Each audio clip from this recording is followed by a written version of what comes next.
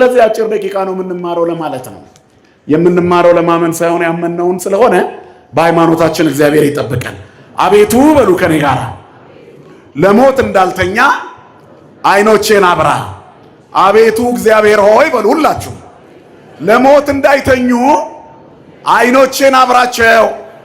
አቤቱ በሉ ለኃጢአት እንዳልተኛ፣ ለዝሙት እንዳልተኛ፣ ለዘረኝነት እንዳልተኛ፣ ለርኩሰት እንዳልተኛ፣ ለክፋት እንዳልተኛ፣ ለምቀኝነት እንዳልተኛ፣ እንዳልሸነፍ በሉ ከኔ ጋር እንዳልሰበር፣ ባዶዬን እንዳልቀር አይኖቼን ለቃልህ፣ ለወንጌልህ፣ ለቅዳሴው፣ ለሰዓታቱ፣ ለምህላው አንቃቸው። ለተስፋ አብራልኝ። ክብርና ምስጋና ለአምላካችን ለእግዚአብሔር ይሁን። መዝሙረኛው ዳዊት ነው ይህንን የተናገረው። እቺ ጥቅስ እንደው ታሪካዊውን ከዛ ነገረ መለኮታዊ ከዛም በኋላ ደግሞ ክርስቲያናዊ ሞራላዊ በሆኑ ሶስት ነጥቦች እንመልከታቸው። የመጀመሪያው በታሪክ ደረጃ ዳዊት ከቤተሰቦቹ መካከል የመጨረሻ ትንሽ ብላቴና የነበረ ባልታሰበ መንገድ እግዚአብሔር ባለብዙ ታሪክ ያደረገው ዛሬ ዳዊት የሚደግም እኔን በዳዊት አንቺን በውዳሴ ማርያም የሚያነሳሽ በረከቱ አይጎድልበትም ብሎም ለእመቤታችን ጌታ ቃል ኪዳኑን እስኪሰጥ ድረስ ጸሎቱ ትውልድን የተሻገረ ዝናብ የሚያዘንብ መቅሰፍት የሚያቆም በረከት የሚሰጥ እድሜ የሚጨምር ምቀኛና ተንኮለኛ የሚያርቅ ፍቅርን እንደ ሸማ የሚያላብስ ጸሎቱ የሆነለት ሰው ነው ዳዊት። በረከቱ በሁላችን ላይ ይደረብን። እንግዲህ ዳዊት ሲነሳ ግን ያልታሰበ ሰው ነው። እግዚአብሔር ለክብሩ የተጠቀመባቸው ሰዎች ብዙዎቹ ከዝቅተኛ የኑሮ ደረጃ የተነሱ ናቸው። ዓለም የናቀቻቸው፣ ዓለም ቦታ ያልሰጠቻቸው። እግዚአብሔር ሊጠቀምብን ሲፈልግ መጀመሪያ ባዶ ነው የሚያደርገን። በእግዚአብሔር ፊት ይህንን ይዣለው ጨምርልኝ የሚባል ነገር አይኖርም። እኔ ባዶ ነኝ በሉት። ባዶ መሙላት ይችላል ሰው አንድን ሁለትን አራት። እግዚአብሔር ባዶን ነው ሙሉ የሚያደርገው። ባዶ ነኝ በል እግዚአብሔር ፊት ስትቀርብ። ሐዋርያት ጌታን እምነት ጨምርልን አሉ። እንዴ የታላችሁና የሰናፍጭ ቅንጣት ያክል እምነት ቢኖራችሁ ኖሮ እኮ ተራራ ታፈልሳላችሁ። ተራራ ሳታነቃንቁ እምነት ስጠን ጨምርልን፣ ስጠን ነው ጨምርልን ያሉት? ንገሩኝ እስኪ። ጨምርልን ልክ እኮ አይደሉም። ያኛው አለማመኔን እርዳው ያለው ሰው ከነሱ እኮ ይሻላል አይደል? ምክንያቱም ማምን አለው አለ፣ ግን አለማመኔን እርዳው። ከደከምኩ እንኳን አንተ ደግፈኝ። ሰው በራሱ ሙሉ አይደለም። ማን ያስፈልገዋል? ምን ብናውቅ ከመምህራችን አንበልጥም። ምን ብንጸድቅ ከሚያጸድቀን አንበልጥም። ስለዚህ እግዚአብሔር ከኛ በላይ ስለኛ ያስባል፣ እኛንም ያቀናል። በእግዚአብሔር ፊት ባዶ ነኝ እንደማለት ያለ ለመሙላት መዘጋጀት የለም። ምክንያቱም እኛ ከያዝነው ይልቅ እግዚአብሔር የሚጨምርበት ይበዛል። እግዚአብሔር በእኛ ጥንስስ አይሰራም። ለዚህ እኮ ነው የዮሐንስ ወንጌል ምዕራፍ 2 ላይ የዶኪማስ ጓዳ ወይን ባለቀ ጊዜ ወይን ከ አልቦሙ ነው ያለችው እመቤታችን። አልቆባቸዋል አይደለም ያለችው። ምንድን ነው ያለችው? የላቸው። በአልቆባቸውና በየላቸው መካከል ብዙ ልዩነት አለ። አልቋል ማለት ተመሳሳይ መጠየቅ ነው፣ ጨምርላቸው ነው። ላለቀው ወይንማ ከሱቅም ቢገዛ መተካት ይቻላል። ግን እግዚአብሔር የሚሰጠው ወይን ዓለም ካዘጋጀችው ጋር ይወዳደራል? ንገሩኝ እንጂ። ስለዚህ ይዣለው አትበሉት፣ እግዚአብሔርን ባዶ ነኝ በሉት። እሱ የባዶነታችን ሙላት ነው። ስሙ የተመሰገነ ይሁን። የተቆረጠውን የሚቀጥል ባዶነትን የሚሞላ በምንም እምነት ላይ ምልአትን የሚሰጥ ነው እግዚአብሔር። ሁሉን ማድረግ የሚችል አምላክ፣ በረከት ማፍሰስ የሚችል አባት ነው እግዚአብሔር። በባዶነት ይሞላል። ስለዚህ የላቸውም ነው ያለችው። ወይንኬ አልቦሙ የላቸውም። ለዚህ እኮ ነው ጌታ ምንት በምስሌኪ ኦ ብእሲቶ አዲ ይበጻ ጊዜ አንቺ የነገርሽኝን ወይን ላለመስጠት ምን አለኝ ካንቺ? ይታዘዝሻለሁ። እናትና ልጅ ነን። አሁንም ግን አንቺ የጠየቅሽውን ባዶነት ለመሙላት ጊዜው ገና ነው። የዓለም ባዶነት የሚሞላው በክርስቶስ ደም ነው።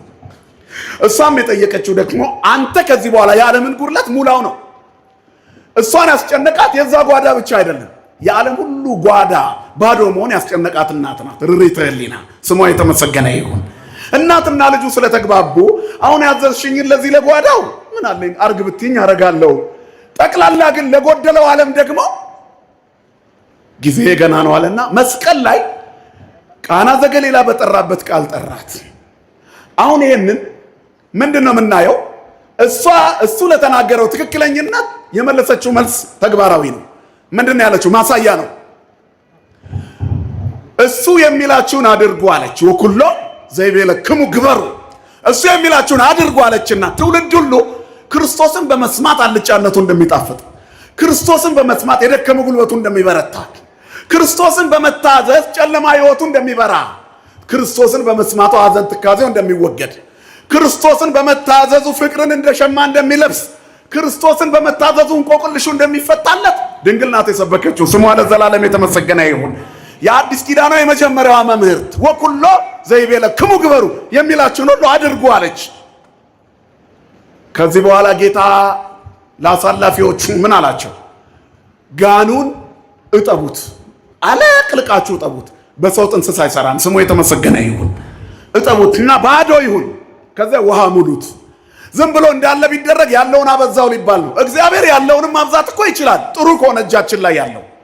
ለምሳሌ 5 እንጀራና 2 ዓሣ ጥሩ ነበር ማዕዱ፣ ግን 5 ገበያ ሕዝብ አይመልስም። ስለዚህ አዲስ ምግብ አይደለም የሰጣቸው፣ ያንን አበዛው። በበረከት የሰበሰብከውን ያበዛልሃል፣ ውስጡ እንባ ያለበትን ግን ጠርጋ አስወግድ ይላል። ስሙ የተመሰገነ ይሁን።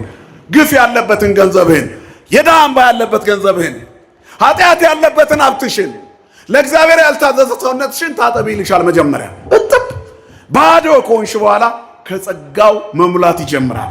ቢሰጥ የማያልቅበት አምላክ ነው ያለን። ክብርና ምስጋና ለስሙ ይሁን። ቢሰጥ የማያልቅበት እግዚአብሔር ብቻ ነው። ስለዚህ እግዚአብሔር የባዶነታችን ሙላት ነው። በምንምነት መሙላት ይችላል። ዳዊት ምንም ነበረ በቤቱ፣ ንዑስ አነ እምአኀውየ ወወሬዛ በቤተ አቡየ። እኔ በወንድሞቼ መካከል ሕፃን ነኝ፣ በአባቴም ቤት ብላቴና ነበርኩኝ። እጆቼ መሰንቆን የሚያዘጋጁ መዝሙርን የምዘምር ወንጭፍ ይዤ መዞር ትንሽዬ እረኛ ነበርኩ።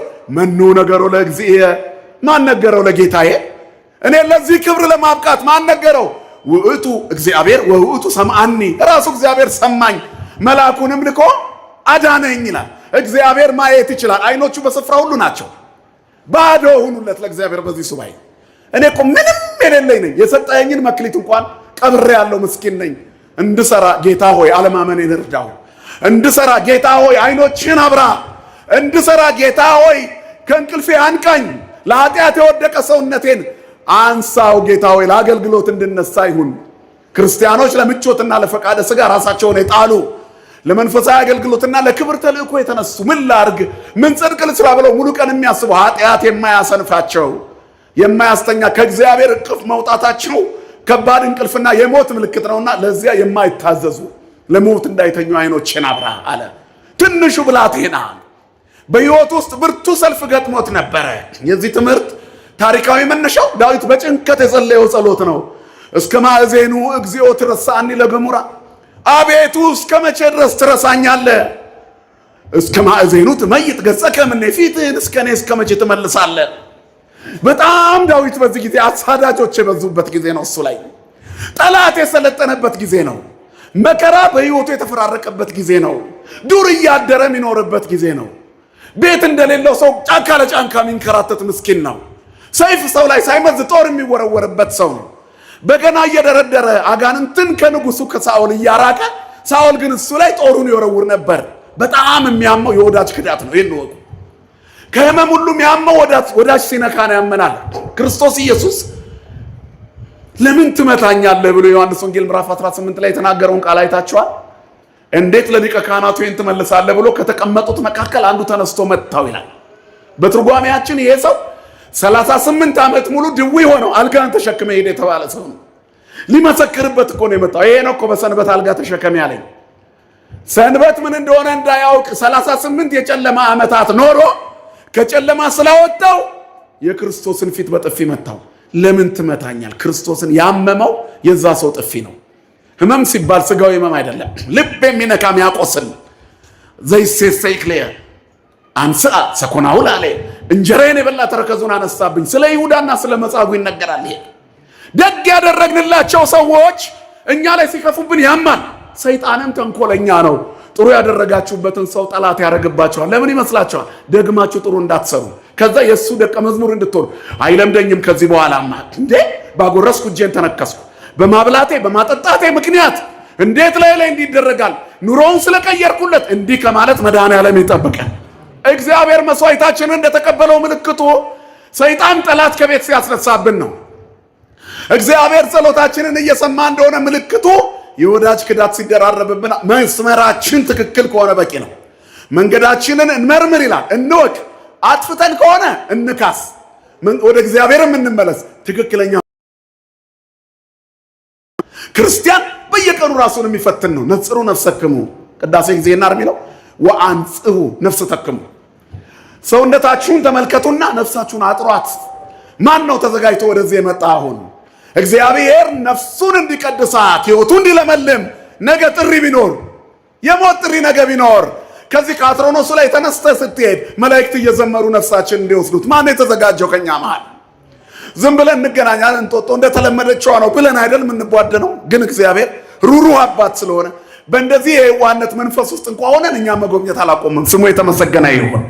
ይበልጥ እንድንጎበኝና በነፍስ እንድንቀደስ ግን መሰረታዊ የሆነ ለውጥ ለማምጣት መንቀሳቀስ አለብን። ካለበለዚያ ምን ጥቅም አለው? ክርስቲያኖች እግዚአብሔርን ደስ በሚያሰኘው ፍኖት ላይ የሚያቆሙ ሰዎች በየቀኑ ሰውነታቸውን እየለኩ ራሳቸውን እየገመገሙ ሲጓዙ በምንምነት ላይ የሚሰራውን እግዚአብሔር ሲደገፉት ሰይጣን እንደሚያደባውቀው ሲነቁ ንቁ አይደል የሚለው?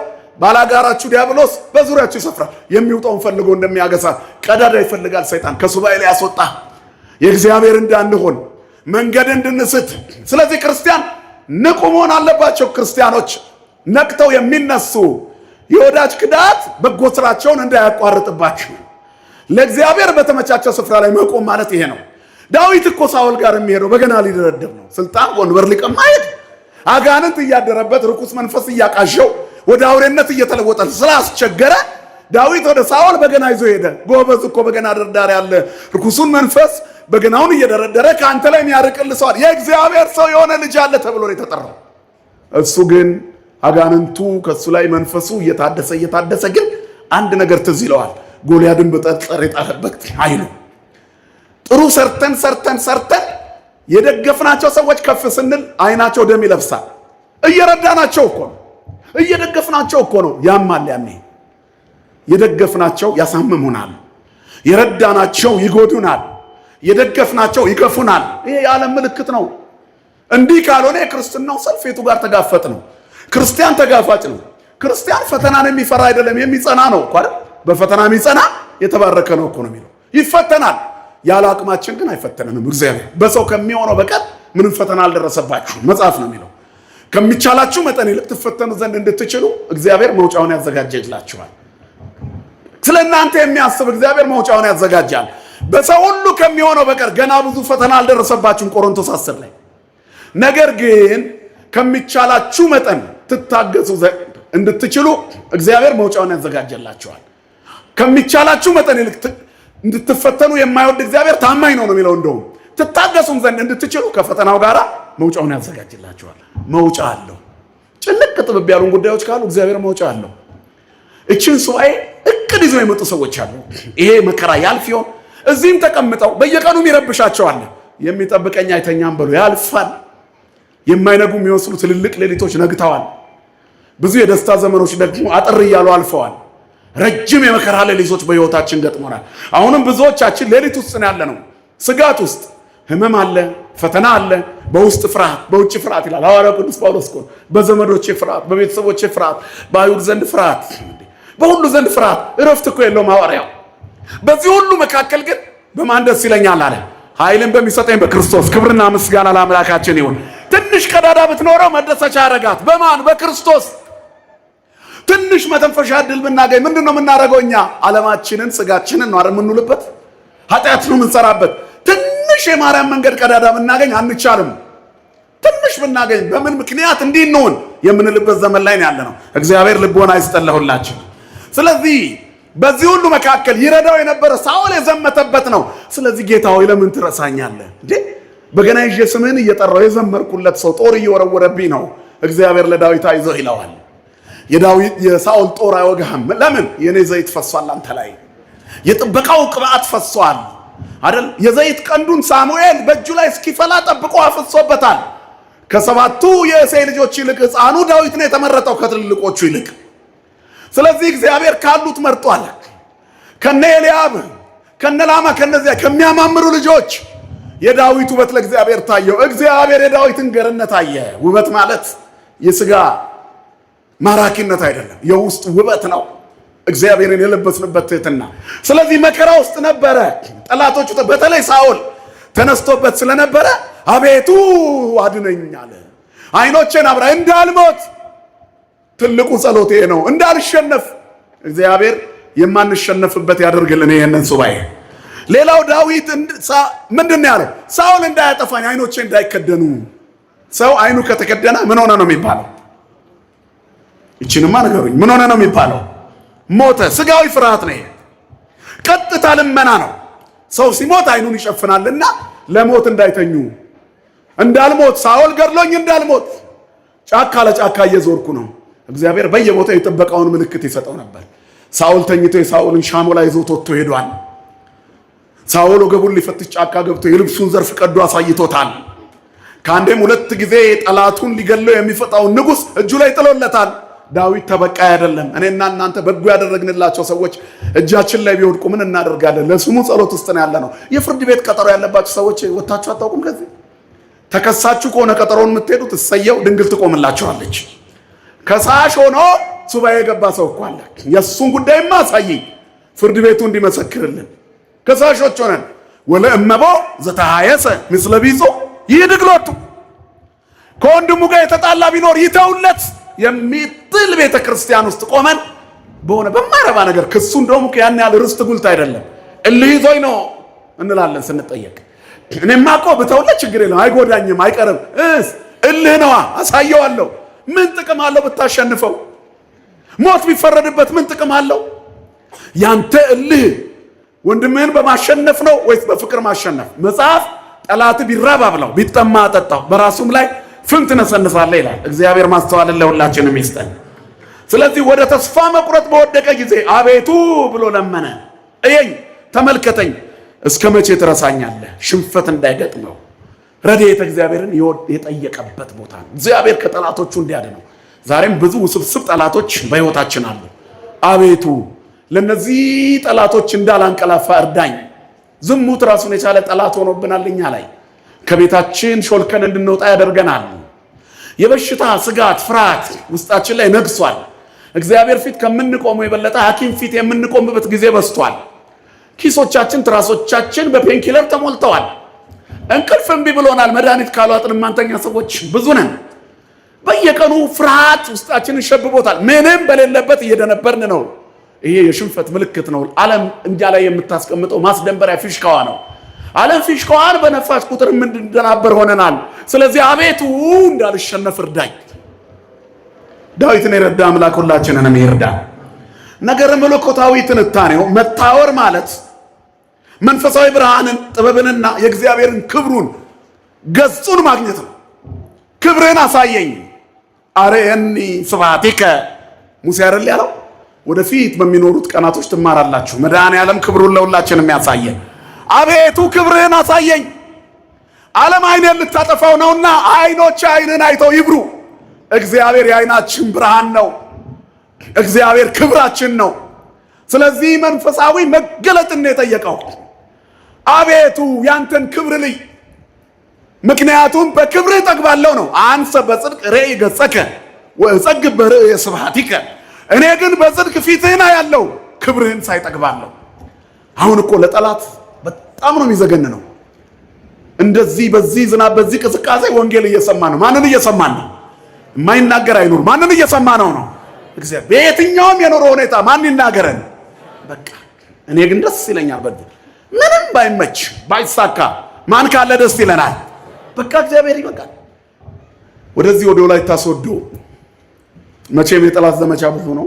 ኦቶና ማርያም የምትባል ታውቋታላችሁ። በጣም ታሪካዊት ጸሎት ሰሚ የእመቤታችን ቤተክርስቲያን ነች። ወላይታ ጫፍ ላይ ነው፣ ወደዛ ወደ ጎፋ መውጫ እና አለፍ ብሎ ስቴዲየም አለ። ቤተክርስቲያኗ ጉባኤ ልክ ስታዘጋጅ የጠላት ዘመቻ ይበዛል። በብዙ ሚሊዮኖች የሚቆጠሩ ቲሸርቶች ተዘጋጅተው ከገጠር ሁሉ ሰዎች በስፖንሰር መጥተው ስቴዲየሙን እንዲሞሉ ተደረገ። ጠንካራዎቹ የወላይታ ክርስቲያኖች ደግሞ መንገድ ዘግተው መቅደሱን ሞሉት። እግዚአብሔር በጥቂቶች በብዙዎች መካከል ጥቂቶችን እልፍ አድርጎ ማሳየት ይችላል። ክብርና ምስጋና ለስሙ ይሁን እና ከተማውን ያሸበረቀው የኦርቶዶክሳውያን ውበት ነው። ቁጥር ሌላ ነው። ግርማችን ማን ነው ወገኖች? ከዛም ነግራችሁ ታሪክ ዝናብ ዘነበ። እንደዚህ እንዳሁኑ ሰው አልተዘጋጀም። ወቅቱም ክረምት አይደለም። ልክ ዝናብ መዝነብ ሲጀምር ወንበሩን ገለበጠና ቆመ። ሰው ይሄዳል ብለን ነበር የጠበቅነው። ወንበሩን ገልብጦ ቆመ ህዝቡ። እዛ ሰፈር ምን ሆነ? ስቴዲየም ጭጭ። ዝናቡ ልፍ አለ፣ ያኛው ተበተነ። መድኃኔ ዓለም ያልሰበሰበው ይበተናል። እኛ ኪዳነ ምሕረት ሰብስበናለች። የድንግል ልጅ መድኃኔ ዓለም ሰብስበናል። ክብርና ምስጋና ለአምላካችን ይሁን። አያችሁ፣ ይሄ ትልቅ ክብር ነው። ይሄ ነው የእግዚአብሔር ክብር ልላችሁ ፈልጌ ነው። በምንም አይነት ሁኔታ እኛ የማንን ወገኖች? የእግዚአብሔር። አያችሁ፣ ምንም ባይስማማ እንኳን እኔ እግዚአብሔር ነኝ ነው። በለስ ባታፈራ እኔ በእግዚአብሔር ደስ ይለኛል። ከወይን አረግ ፍሬ ባይገኝ እኔ የእግዚአብሔር ነኝ። ንግዴ ትርፍ ባያመጣ እኔ የእግዚአብሔር ነኝ። ውርጩ ፀሐይ ዋዩ ቢረብሸኝ እኔ እግዚአብሔር ነኝ። ባልጋ ቁራኛ በደዌ ዳኛ ብያዝ እኔ ማን ነኝ ወገኖቼ? ሐኪም ትሞታለህ ቢለኝ እኔ ማን ነኝ? ወደ ማን ነው የሚሄደው? ወደ እግዚአብሔር። ብኖር ብሞት እኔ እግዚአብሔር ነኝ። እኛ ኦርቶዶክሳውያን ተሻግረን የምንኖር ህዝቦች ነን። ስለዚህ እዚህ ምድር ላይ ለኃጢአት እንዳንተኛ መድኃኔ ዓለም ጉልበት ይሆነ። ክብርህን ሳይጠግባለሁ። የእግዚአብሔር ክብሩ ህዝቡ መቅደሱን ሞልቶ መታየት ነው። የእግዚአብሔር ክብሩ ለሱባኤ ቦታ ሲጠፋ ነው። የእግዚአብሔር ክብሩ ሁሉም እንደ አንድ ልብ መካሪ፣ እንደ አንድ ቃል ተናጋሪ እግዚኦ የሚል ህዝብ አንድ ላይ ሲተም የእግዚአብሔር ክብሩ ነው። አባቶ የሚለው ድምፅ አንድ ላይ ሲሰማ ሰይጣን እንዴት ይሸማቀቃል! አንድ ላይ ስንዘምር ሰይጣን እንዴት ይሸማቀቃል! ሌሊቱን ሙሉ እግዚአብሔርን እያመሰገንን ስናድር እንዴት ሰይጣን ይሸማቀቃል መሰላችሁ? ሰይጣንን የሚያሳፍር ቁመና ይሄ ነው የእግዚአብሔርን ክብር መግለጥ። ስለዚህ አይኖቼን አብራ ለሞት እንዳይተኙ፣ ለቅዳሴው እንዳላንቀላፋ፣ ለሰዓታቱ እንዳላንቀላፋ፣ ለማሌቱ እንዳላንቀላፋ አይን ይሄ ነው። መንፈሳዊ አይኖቼን አብራልኝ፣ አንተን መታወር እንዳይገጥመኝ። ለሞት መተኛት ደግሞ አካላዊ ሞትን ብቻ ሳይሆን የመንፈስ ድካምና ሽንፈትን ያሳያል። ስለዚህ እንዳልሸነፍ አቤቱ ረድኤተ እግዚአብሔር እንዳይለየኝ፣ ለሞት እንዳይተኙ አይኖቼን አብራ። መድኃኔ ዓለም አይኖቻችንን ያብራልን። ጥያቄው ደግሞ ምንድን ነው የሚለው? እንዳልተኛ እግዚአብሔር ካነቃው የሰው ልጅ ምሉእ ነው። ሰው ብቻውን ንቁ አይሆንም ነው። የጸጋና የእርዳታ ልመና ነው። ጸጋ ረድኤትህ ከኔ ጋር ይሁን፣ ንቃቴ ከእግዚአብሔር ይሁን፣ ማስተዋሌ ከእግዚአብሔር ይሁን፣ ብስለቴ ከእግዚአብሔር ይሁን፣ ደግነቴ ግብዝነት ሳይሆን ከእግዚአብሔር ይሁን፣ ይቅርባይነቴ የእግዚአብሔር ሰው የመሆኔ ምልክት ይሁን፣ ሁሉን መውደዴ የእግዚአብሔር ሰው የመሆን ምልክት ይሁን፣ ጸሎተኛነቴ ከአባቶቼ የወረስኩት እነሱን ለመምሰል የምጥርበት በእነሱ አስረ ጽድቅ የምጓዝበት ይሁንልኝ። ከኔ አይራቅ ቅዱስ መንፈስህ፣ አንተ በበረከት በረድኤትህ ጠብቀኝ። እግዚአብሔር ካነቃው የሰው ልጅ በጸጋና በረድኤት እግዚአብሔር የተሞላ ይሆናል ነው። ሁለት አይነት ንቃቶች አሉ፣ ስጋዊና መንፈሳዊ ንቃቶች። ዓለምን እያወካት ያለው ስጋዊ ንቃት ነው። ስጋዊ ንቃት ብቻውን አደገኛ ነው። ሰው አዋቂ ነው። እግዚአብሔር ሕያዊት ለባዊት ነባቢት የሆነች ነፍስ በውስጡ አሳድሯል። ሰው በተፈጥሮ አዋቂ ነው። የተፈጥሮ እውቀትን ከዘመናዊ ትምህርት ጋር ጨምሮ እግዚአብሔር በሰጠው ጥበብ ዓለምን የሚደግፍ ነገር ማምረት ይቻላል። ዓለምን ያቆሸሿት ሰዎች ናቸው። ሰዎች ክርስቲያን ተብለው የሚጠሩ በብዛት ክርስቲያን ሀገሮች አሉ። ኒኩለር የሚያመርቱትም እነሱ፣ እንደገና ደግሞ መድኃኒቱንም የሚያመርቱት እነሱ፣ ቦምቡን አምርተው ሰው ላይ የሚወረውሩት እነሱ፣ ቀይ መስቀል ብለው አቋቁመው ደግሞ ፋሻውንና ጂቢውን አልኮሉን የሚወረውሩት እነሱ፣ የሚያስለቅሱት እነሱ፣ ማበሻ ጨርቁን ሶፍቱን የሚያመርቱት እነሱ። ዓለም እንዲህ ሆናለች። አስለቃሽ አባሽ፣ አዛኝ ቅቤ አንጓች እንደሚባለው ማለት ነው። ገዳይ እንደገና ቀብር አስፈጻሚ። መድኃኔ ዓለም ከዚህ ይሰውረን ሁላችን። ስለዚህ ስጋዊ እውቀት ነው ብቻውን። ስጋዊ እውቀት ዓለምን የሚያጠፋ መሳሪያ ኒውክሌር ያመርታል። ስጋዊ እውቀት ብቻውን፣ ስጋዊ እውቀት ብቻውን ዘረኛ ያደርጋል። ስጋዊ እውቀት ብቻውን ገንዘብ ወዳጅ ያደርጋል። ስጋዊ እውቀት ብቻውን ንቃት ከንቱ ንቃት ነው። መጥፎ መንቃት ማለት ነው። ክፉ መነሳሳት። ስለዚህ አቤቱ ለሞት እንዳይተኙ አይኖቼን አንቃ። ንቃቴ፣ እውቀቴ፣ ጥበቤ ከማን ይሁን ማለት ነው ወገኖች? ሁሉ ነገራችን ከእግዚአብሔር ይሁን። ማስተዋላችን ከእግዚአብሔር፣ ብስለታችን ከእግዚአብሔር፣ የምናገኘው ነገር ከእግዚአብሔር ይሁን። በነገረ መለኮት አይን ህይወት ነው። ከእግዚአብሔር ጋር መኖርን ያሳያል። መጽሐፍ የሰውነት መብራት ምንድን ናት ይላል? አይን ናት። እየሰማችሁ ነው ወገኖች? መድኃኔዓለም ይስማችሁ። የሰውነት መብራት አይን ናት። እኛ ደግሞ የክርስቶስ አካል ነን አይደለም? የራሳችሁ አይደላችሁም ይላል መጽሐፍ። በሚሞት ስጋችሁ ኃጢአት አይንገስ። እኛ የማን ነን? እንደምን አመሻችሁ። የማን ነን እኛ? የክርስቶስ። የክርስቶስ የሆኑ ሰዎች ንቃታቸው ከማን መሆን አለበት? ከክርስቶስ። የዓለም ብርሃን ከሆነው ከሱ ማለት ነው።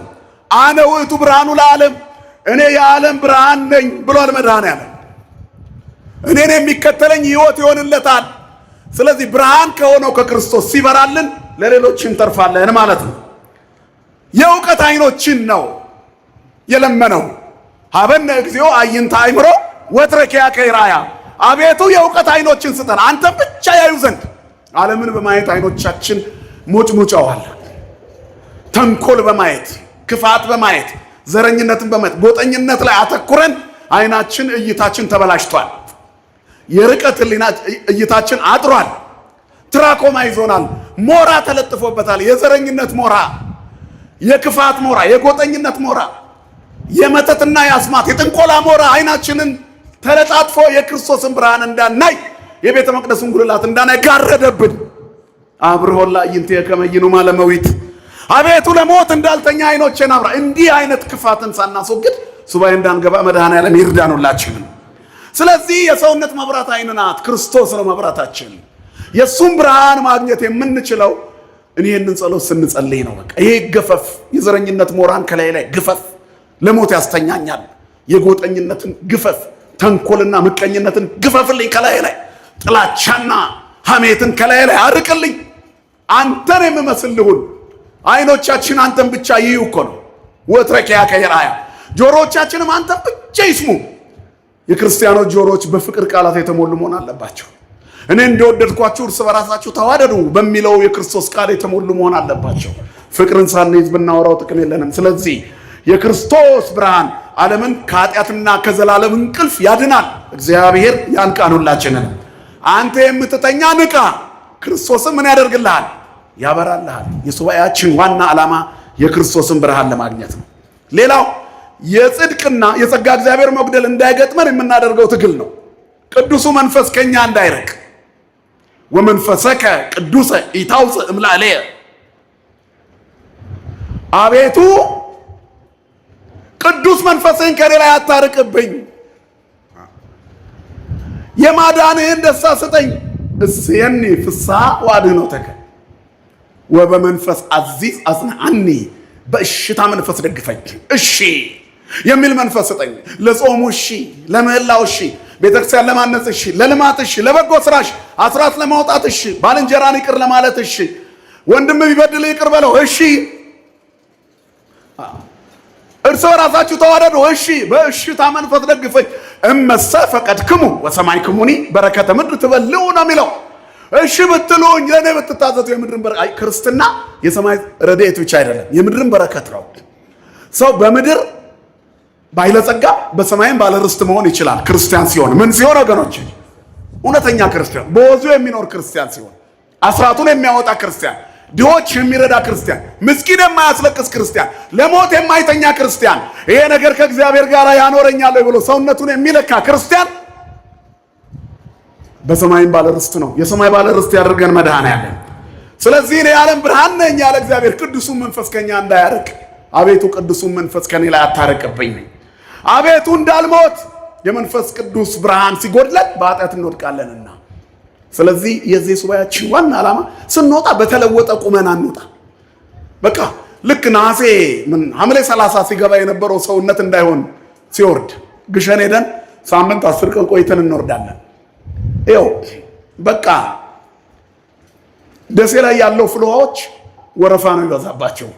ምግብ ቤቶችም ጭንቅንቅ ይላሉ። ተጨቁነን ቆይተን የተፈቱ እስረኞች ነው የምንመስለው ከተማውን ስንርመሰመስ፣ እኔ ጭምር። ጸጋ እግዚአብሔር ረድኤት እግዚአብሔር ይዤ ወረድኩ የሚል የለም። ኧረ ቆይ ላራግፎ ሰውነቴን አሳከከኝ ውሃ ሳይነካኝ የሚል ይበዛል። ከዚያ በኋላ ከኃጢአቱ ጋር ተስማምተን ነው መንገዱ በሙሉ በቃ የሚቆሙት ባሶች፣ የሚቆሙት ጠርሙሶች፣ የሚወሩት ወሬዎች ለከተማው ቅብብሎች ዝግጅት ነው። በቃ እንደው ሞኝ ሆነው የከረሙ ነው የሚመስላቸው። ሳምንቱን ሙሉ እንደገና ወደ ከተማው አመት ሲደርስ መሄድ። ሳንለወጥ ከመውጣት ይጠብቀን መድኃኔዓለም። ስለዚህ ለለውጥ ይሁን ክርስቲያኖች እግዚአብሔርን ደስ የሚያሰኝ ወፍጮ የገባ ሰው ዱቄት ሳይነካው እንደማይወጣ፣ ሱባኤ የገባ ሰው ድንግል ሳትነካው እንዳይወጣ ያደርግልን። በረከቷን ሳናገኝ እንደ ዶኪማስ ጓዳኛ ሳይባረክ ቋጠሯችን ሳይፈታ ጥያቄያችን ሳይመለስ እንዳንወጣ አብርሆላ ይንቴ ከመይኑ ማለመዊት መድኃኔዓለም ሆይ የእናትህን ፍልሰታዋን ትንሣኤዋን በማሰብ አባቶቼ ያንተ ደቀ መዛሙርት የገቡትን ሱባኤ እኔ ገብቻለሁና ለሞት እንዳልተኛ አይኖቼን አብራ፣ ሳልለወጥ እንዳልወጣ መንፈሳዊ ጸጋ ከኔ አይለይ፣ አለማመኔን እርዳው፣ ጥንካሬ ስጠኝ፣ ቅዱሱን መንፈስ ከኔ ላይ አትውሰድብኝ። እግዚአብሔር በቅዱሱ መንፈስ ያቆየን።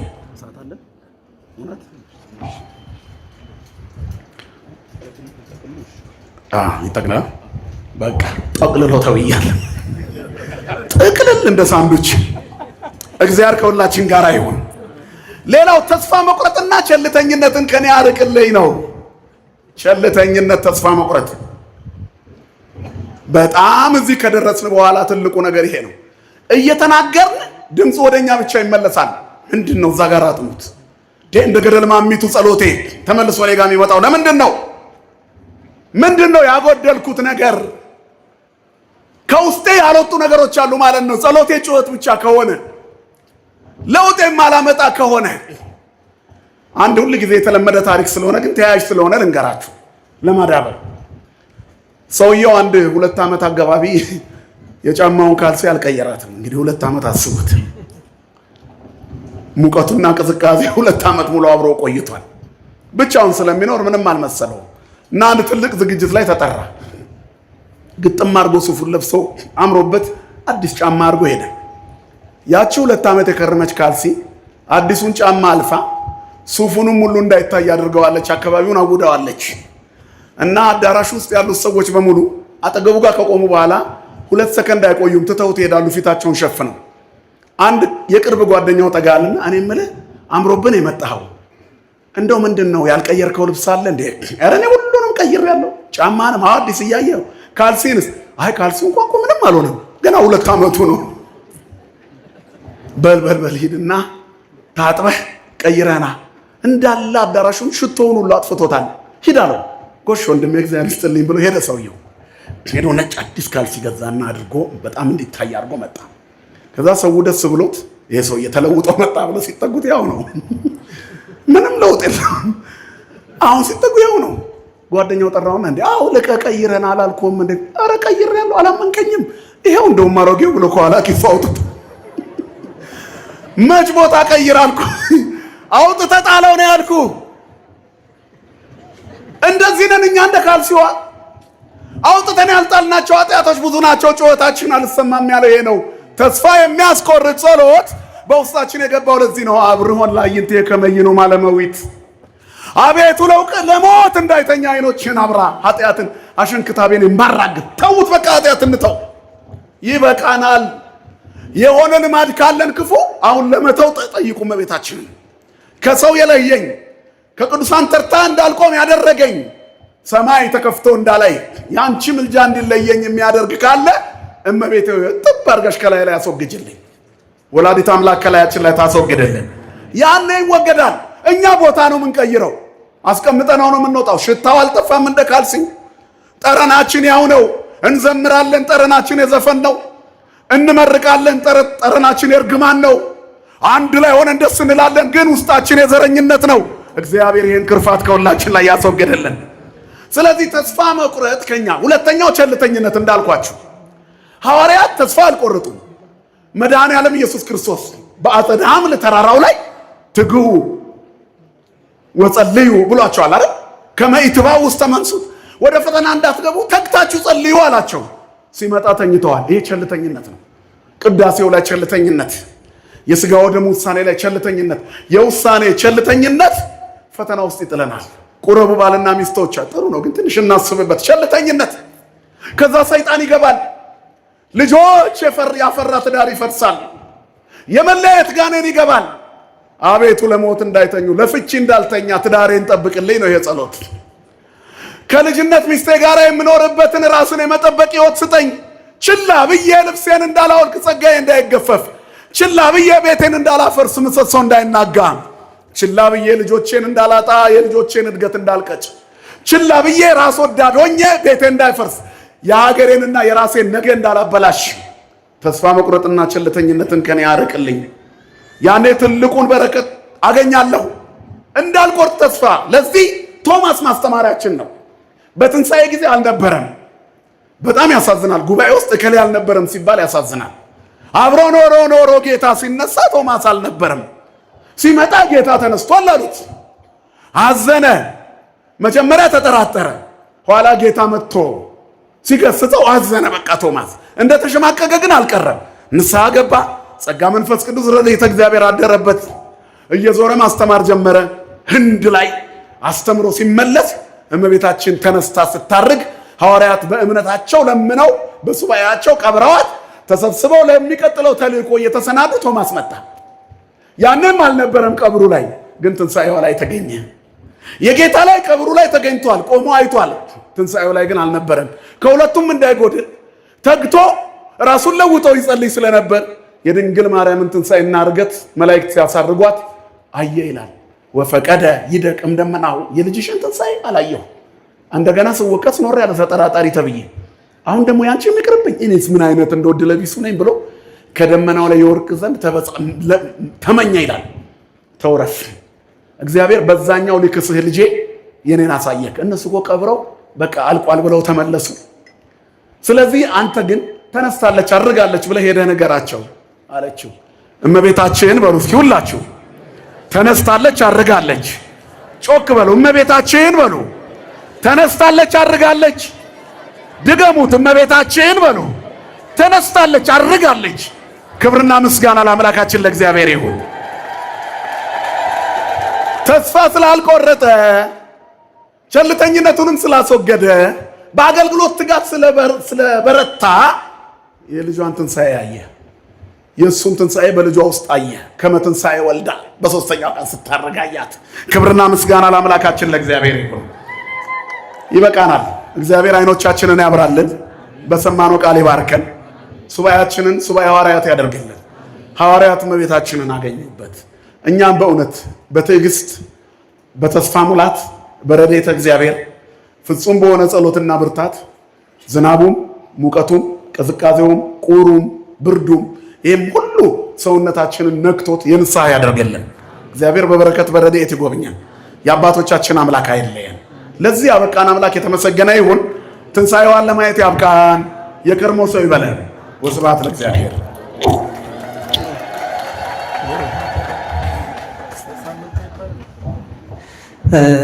በእውነት እጅግ ደስ ይላል። ብርዱን የሚያስረሳት ሙቀት በውስጥ የሚያቀጣጥል ትምህርት ነበረ። እግዚአብሔር መንፈስ ቅዱስ በመምህራችን ሲያስተምረን ያመሸው ቃለ ሕይወት ያሰማልን በሉልን። ለመምህራችን ቃለ ሕይወት ያሰማልን፣ እድሜን ከጤና ጋር ያድልልን፣ በአገልግሎት እስከ መጨረሻ ያጽናልን። አንዲት እናት ቅድም መታ የነገረችኝ የዛሬ ዓመት እንዲህ ሱባኤ ይዤ እዚቹ ጋር ነው የከረምኩት እና ልጅ አጥቼ በጣም አዝን ነበረ። ስለቴን ሰምታልኝ ጸሎቴን ተቀብላልኝ አሁን ልጅ ወልጄ ዛሬ ክርስትና አስነስቼ በቤቷ ተገኝቻለሁ። ዛሬ ከነ ልጄ ነው እዚህ ሱባኤ የተገኘሁትና እግዚአብሔርን አመስግኑልኝ ብላለች። አመስግኑልኝ። ከዚህ በመቀጠል እንግዲህ ወደ ዝማሬ ነው የምንሄደው። ቅድም ክቡር ጸሐፌ ትእዛዝ የገዳማችን መምህር እስጢፋኖስ ኃይሌ ሳልጠራ በጣም ይቅርታ። በዚህ ገዳም ለነበረው አገልግሎት ሁሉ እያንዳንዳቸው እዚያ ያሉት በሙሉ ትልቅ አስተዋጽኦ ሲያበረክቱ ነው የነበሩት። ድንኳን መትከሉ፣ ይህንን ክቡር አባታችን ለሱባኤ እንዲደርስ በማፋጠኑ በኩል ድጋፍ በመስጠት የእናንተው ትልቁ የአንበሳ ድርሻ ሆኖ እነዚህ ደግሞ ይኸው ክቡር አባታችን ተከትለው ስራ ሲሰሩ ነው የቆዩትና እድሜን ከጤና ጋር ያድልልን። አሁን ዘማሪ ቴዲ ወንድማችን አንድ ዝማሬ ይዘምሩልና ቀጥታ ወደ ክቡር አባታችን አባታዊ ምዕዳንና ቃለ ቡራኬ ይወስዳቸዋል።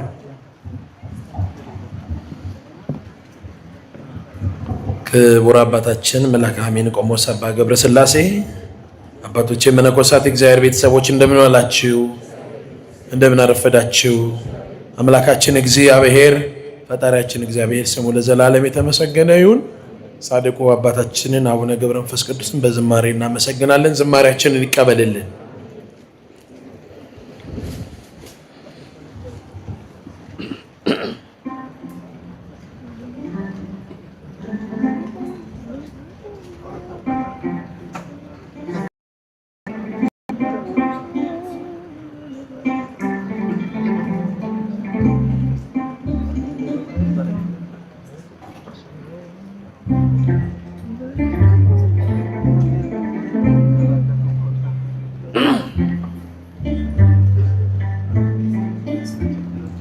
በስሙ ለሚያምኑት አማላጅ ሆነሃል።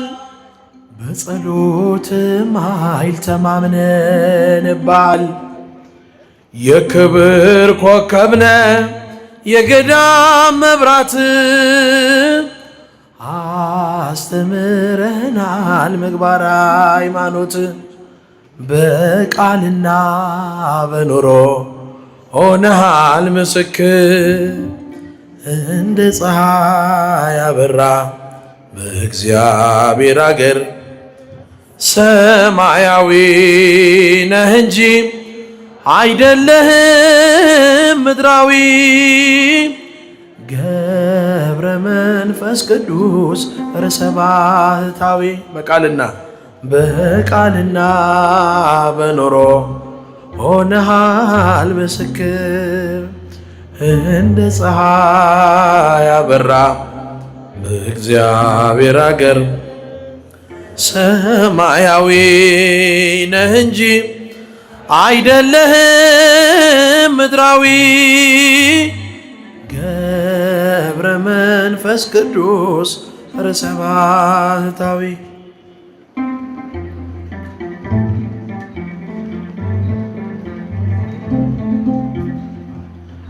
የሚያልፈውን ዓለም የምድሩን ንቀሃል።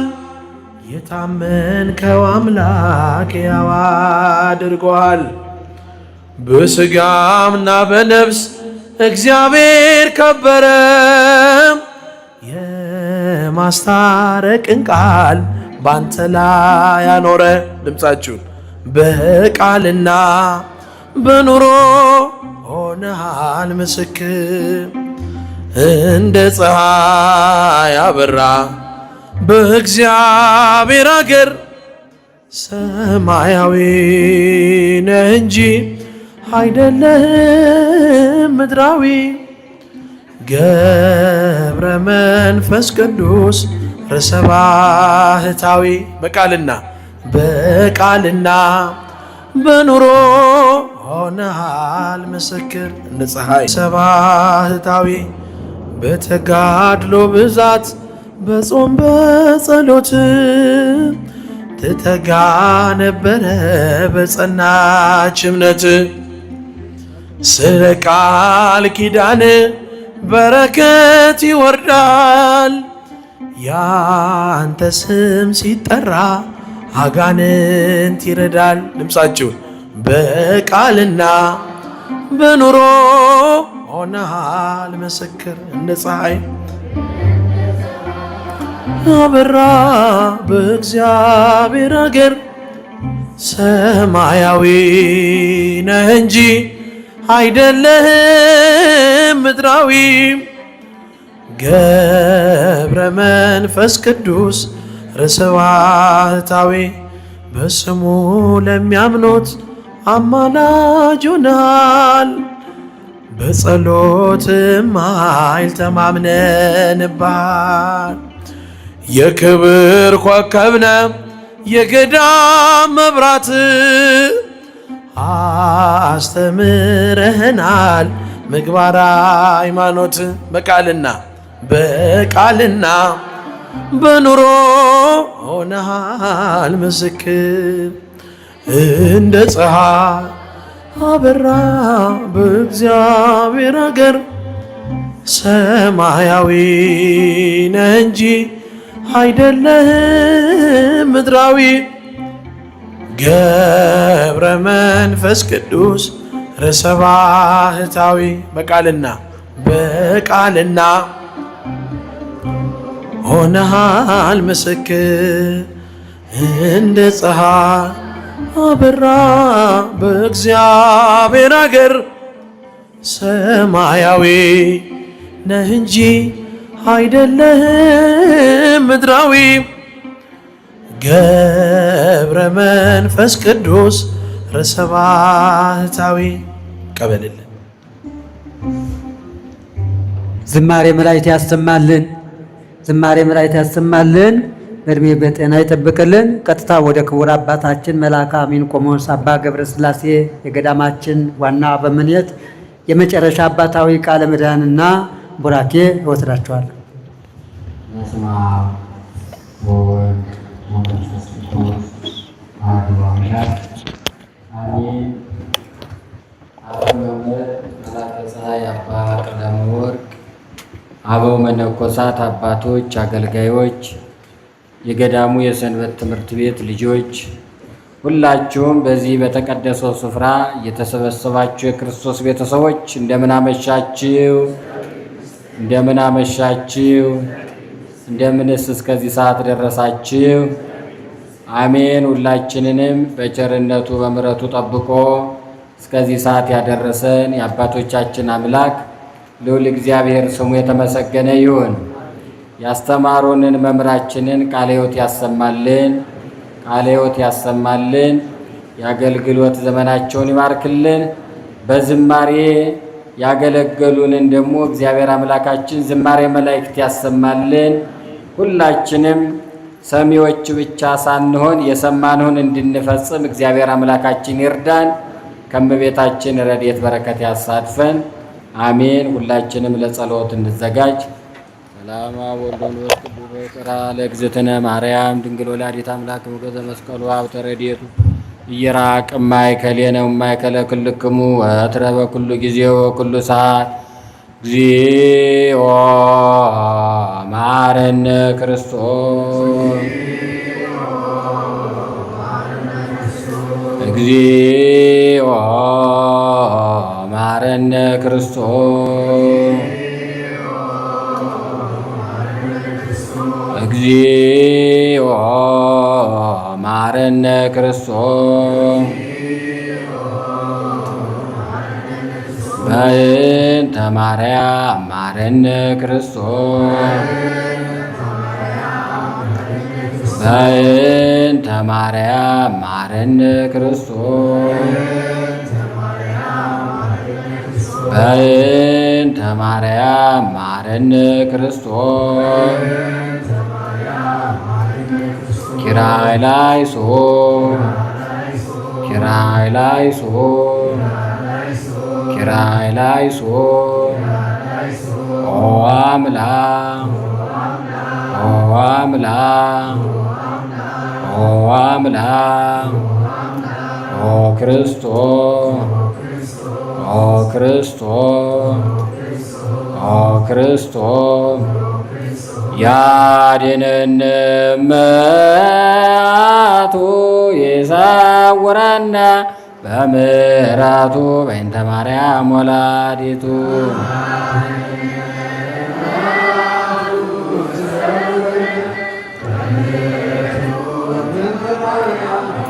ያድነን መዓቱ ይሰውረን በምሕረቱ በእንተ ማርያም ወላዲቱ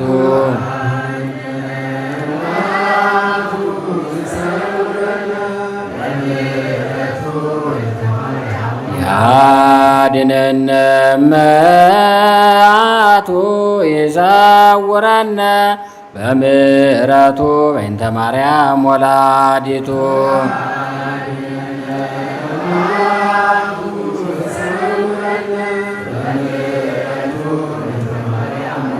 ስማነ አምላክነ ወመድኃኒነ ስማነ አምላክነ ወመድኃኒነ ከማነ አምላክነ ወመድኃኒነ እንደ ቸርነት አቤቱ ማረን፣ አቤቱ ማረን፣ እንደ ምሕረት ይቅርታን ስጠን፣ ይቅርታን ስጠን። ከኃጢአቴም አንጻ ከክፉ በደሌ ከክፉ በደሌ ለዚያች ክፉ ኃጢአት እንዳልሆናት ሎሌ እንዳልሆናት ሎሌ እኔስ አበዛ በደሌን ሳውቀው ጥፋቴን ሳውቀው ከቶ የሚያድነኝ ቸርነት ነው። አንተን ብቻ ክፉም ማደረግ ክፉም ማደረግ አሁን ይቅር በለኝ ከፊት ወደግ ከፊት ወድን ከፊት ወድን ስለምን አንተን ስማጸን አንተን መውደቄን ተመልከት አምላከ ጽልአዎን ተባርክ ዘንድ ጸሎታችንን ምህላችንንም ጌታ ሆይ ላክ ቅዱስን ጰራቅሊጦስን አዎን ተባርክ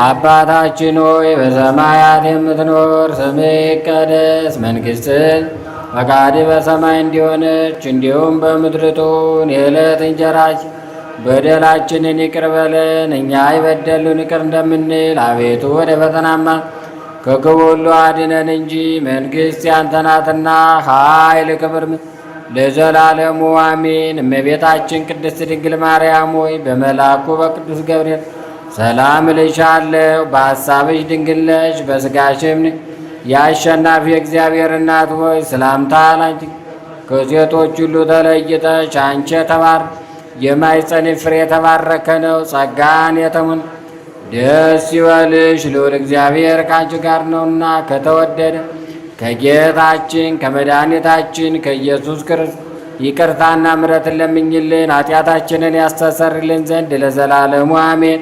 ኩኑ ፍትዋነ ወንጹሐነ እምኃጢአት ይረስየነ ይረስክሙ ድለዋነ ለመንግሥተ ሰማያት እግዚኦ መሐረነ ክርስቶስ ከማሁ በእንተ እግዝእትነ ማርያም መሐረነ ክርስቶስ። ኦ እግዚእ ኢየሱስ ክርስቶስ ሥራይ ኃጢአቴ ወኃጢአተ ኩሉ ሕዝብከ አውቀን በስህተት ሳናውቅ በድፍረት የሠራነውን ሁሉ የማይሠራ ኃጢአት እግዚአብሔር ይፍታ።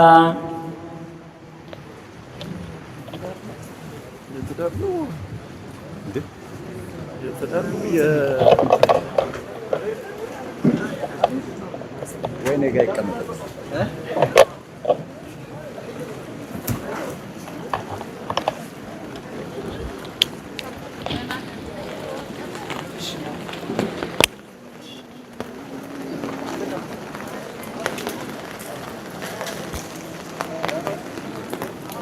ሰላም ውድ የሳኔል ሚዲያ ቤተሰቦች እንዴት አመሻችሁ? እንኳን ለጻድቁ አባታችን ለአቡነ ገብረ መንፈስ ቅዱስ ወርሃዊ በዓል በሰላም አደረሳችሁ። ይህ የምሽት የወንጌል የዝማሬና የጸሎት መርሃ ግብር እየተላለፈ የነበረው ከእንጦጦ ሐመር ቅድስት ኪዳነ ምሕረት ገዳም በሳኔል ሚዲያ ነበር ስትከታተሉ የነበራችሁት። ሳኔል ሚዲያን ምርጫችሁ አድርጋችሁ ከኛ ጋር ስለነበራችሁ ከልብ እናመሰግናለን። ቤተሰቦቻችን የምሽቱ የወንጌል ዝማሬና የጸሎት መርሃ ግብር በዚህ መልክ ተጠናቋል። ምርጫችሁን ሳኔል ሚዲያ ስላደረጋችሁ እናመሰግናለን። እግዚአብሔር ቢፈቅድ ሰላም ብናድር ነገ ሰማዕቷ ቅድስት አርሴማ ወርሃዊ በዓሏ ነው። እኛም በቦሌ 24 ተገኝተን የሰማዕቷን የቅድስት አርሴማ ወርሃዊ በዓል ምክንያት በማድረግ የማለዳ ጉባኤውን ከዛ የምናስተላልፍላችሁ ይሆናል። ምሽቱ የሰላም የፍቅር የበረከት የረድኤት ይሁንላችሁ። ዛሬ የጾመ ማርያም ወይም ጾመ ፍልሰታን ከያዝን 5ኛ ቀናችን ነው። በሰላም ፈጽመን ለትንሣኤዋ ታድርሰን እመቤታችን ማርያም። ይህንን መርሃ ግብር ስትከታተሉ የነበራችሁ ምናልባት ላይክ ሼር በማድረግ የረሳችሁ በስተመጨረሻ ስትወጡ ሁላችሁም የጣት ምልክቱን እየተጫናችሁ ላይክ በማድረግ ይህ መርሃ ግብር በመላው ዓለም ላሉ ለተዋሕዶ ልጆች ለኪዳነ ምሕረት ወዳጆች እንዲደርስ አግዙን። ቴሌግራም ግሩፕም ያላችሁ የቴሌግራም ግሩፓችሁ ላይ ሼር በማድረግ ይህ መርሃ ግብር ለብዙዎች እንዲደርስ አግዙን። እንዲሁም ለቻናላችን ሳኔል ሚዲያም አዲስ የሆናችሁ የደውል ምልክቱን በመጫን ሰብስክራይብ ያደረጋችሁ የሳኔል ሚዲያ ቤተሰብ ሆኖ የሳኔል ሚዲያ ቤተሰብ ስትሆኑ ጸሎተ ኪዳን፣ ስርዓተ ቅዳሴ፣ የማለዳና የምሽት የወንጌል የዝማሬና የጸሎት መርሃ ግብሮችን እንዲሁም የተለያዩ የንግስ መርሃ ግብሮችን ከተለያዩ አዲስ አበባ አድባራትና ገዳማት እየተገኘን ስለምናስተላልፍ እነዚህን ሁሉ አገልግሎቶች ለማግኘት ሳኔል ሚዲያን ሰብስክራይብ በማድረግ ቤተሰብ ሆኑ። ቤተሰቦቻችን ያው ሰሞኑን በተደጋጋሚ እንደምናገረው ብዙዎቻችሁ ኖቲፊኬሽን እየደረሳችሁ አይደለም።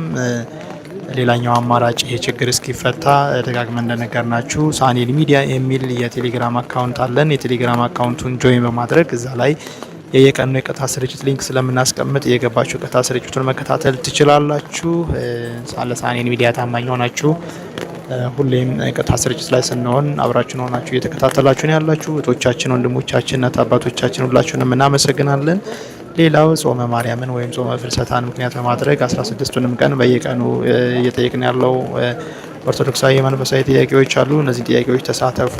አሸንፋችሁ አንደኛ ለምትወጡ የሳኔል ሚዲያ ቤተሰቦች 81 አሐዱ መጽሐፍ ቅዱስ እንሸልማለን ባልነው ቃል መሰረት እነሆ ለእመቤታችን ለዕርገቷ ዕለት ወይም ደግሞ እስከ ትንሣኤዋ እስከ 16 ጥያቄውን ተሳትፎ አድርጋችሁ ውጤቱ ተደምሮ አንደኛ የሚወጣው ቤተሰብ ሳኔል ሚዲያ የ81 አሐዱ መጽሐፍ ቅዱስ ሽልማት ያደርጋል።